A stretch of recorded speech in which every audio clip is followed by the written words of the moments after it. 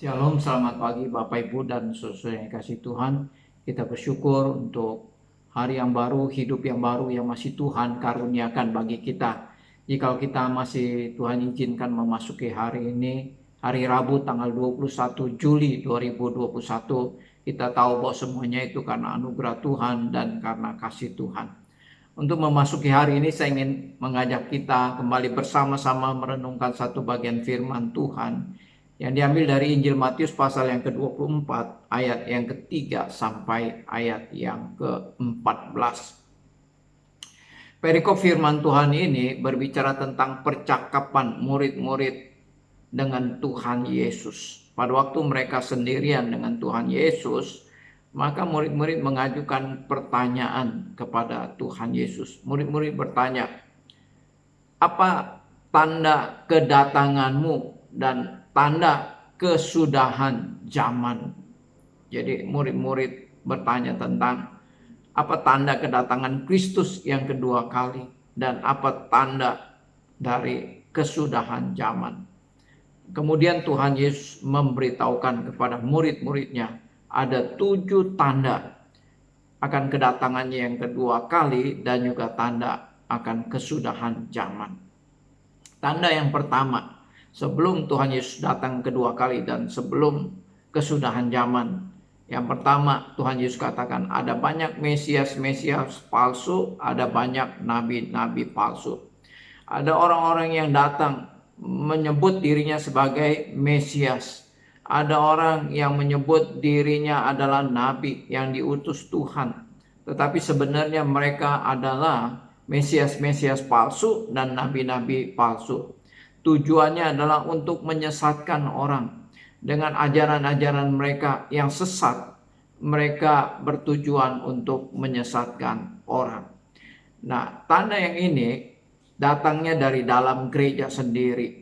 Ya, baik mereka yang menyebut dirinya adalah Mesias, baik mereka yang menyebut dirinya adalah nabi, mereka sebenarnya adalah nabi-nabi palsu. Mereka menyebut dirinya Mesias, tetapi sesungguhnya mereka adalah Mesias palsu. Mereka menyebut dirinya nabi, orang yang diutus oleh Tuhan, tetapi sebenarnya mereka adalah nabi-nabi palsu dan tujuan mereka adalah menyesatkan orang.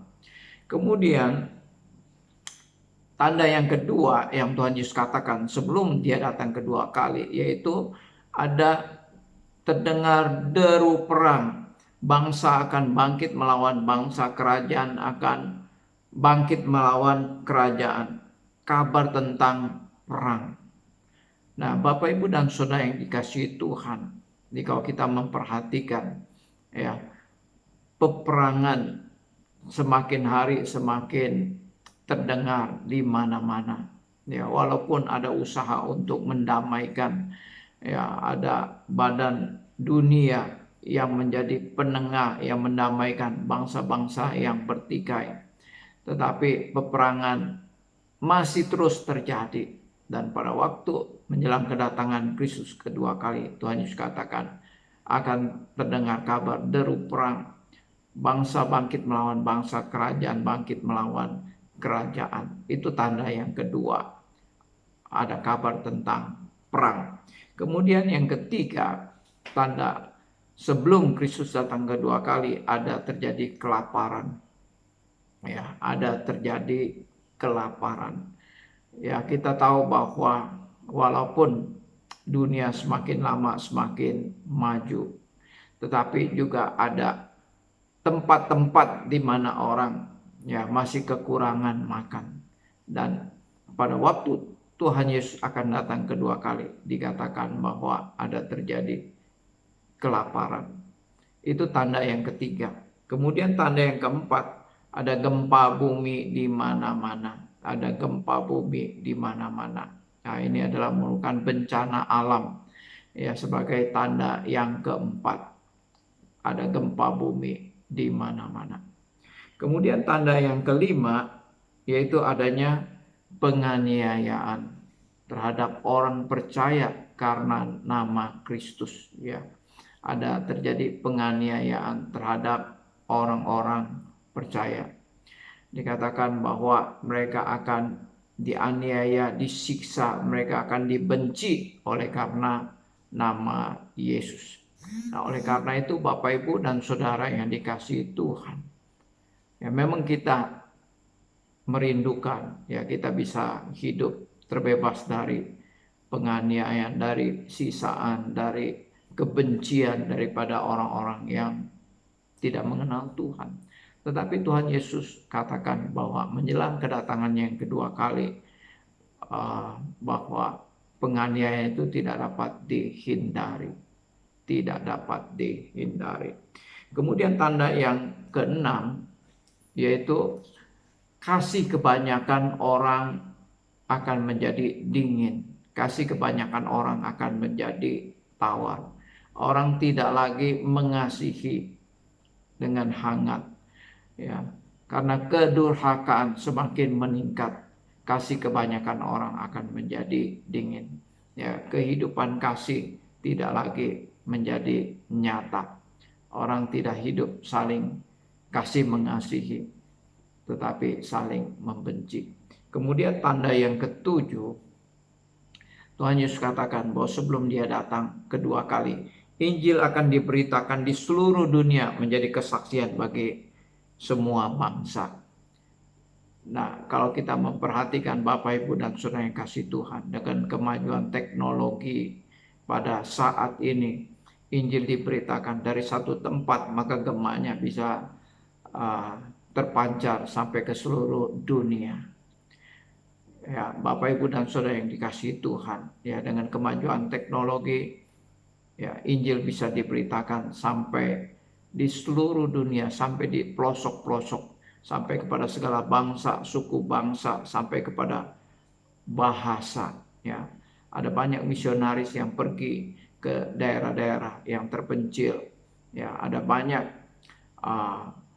Alkitab diterjemahkan ke dalam berbagai macam bahasa. Ya, traktat-traktat, buku-buku diterjemahkan ke dalam berbagai macam bahasa. Pelayanan pekabaran Injil melalui multimedia itu adalah untuk menjangkau segala suku dan segala bangsa, dan kabar baik Injil keselamatan itu harus diberitakan sampai kepada semua bangsa mendengar Injil, suku bangsa mendengar Injil, menjadi kesaksian. Nah, ini ada 7 tanda yang Tuhan Yesus sebutkan menjelang kedatangannya yang kedua kali.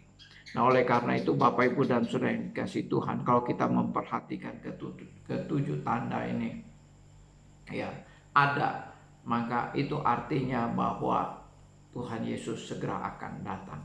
Kapan waktunya tidak ada seorang pun yang tahu. Itu akan menjadi rahasia Allah selama-lamanya, akan menjadi rahasia Tuhan. Hanya Tuhan sendiri yang tahu. Tuhan Yesus hanya menyebutkan tanda-tanda akan kedatangannya yang kedua kali. Nah, oleh karena itu biarlah kita boleh menjadi orang Kristen yang bijaksana, yang bisa membaca tanda-tanda. Jika kita memperhatikan dari tanda-tanda yang disebutkan oleh Tuhan Yesus ini terjadi, itu artinya bahwa kedatangannya sudah dekat. Kiranya Tuhan memberkati kita. Bapak Ibu dan Saudara yang dikasihi Tuhan, saya mengingatkan bahwa nanti malam ada persekutuan doa. Oleh karena itu, marilah kita dengan hati yang penuh dengan kerinduan, kita datang menghampiri Tuhan. Kita bersekutu bersama-sama menaikkan doa-doa syafaat kita kepada Tuhan. Karena kita yakin hanya Tuhan yang dapat menolong kita. Tuhan tempat sandaran kita. Kepadanya kita minta pertolongan. Selamat beraktivitas, Tuhan memberkati kita semua. Amin.